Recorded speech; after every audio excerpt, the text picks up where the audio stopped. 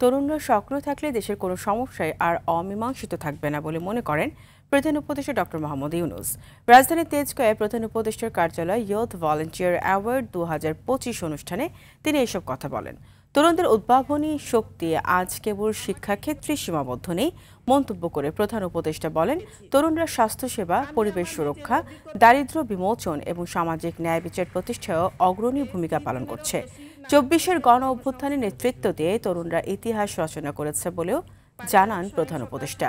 সামাজিক ক্ষেত্রে অসাধারণ অবদানের জন্য দেশের 12 জন যুব উদ্যোক্তাকে পুরস্কৃত করা হয়।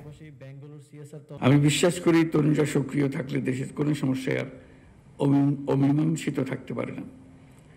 আমরা তোমাদের নতুন নীতি, যুগান্তকারী ধারণা এবং সামাজিক পরিবর্তনের অগ্রদূত হিসেবে দেখতে চাই। তোমাদের সম্মিলিত প্রয়াসেই বাংলাদেশ একটি উন্নত, মানবিক এবং উদ্ভাবনী রাষ্ট্র হিসেবে বিশ্বে মাথা উঁচু করে দাঁড়াতে পারবে।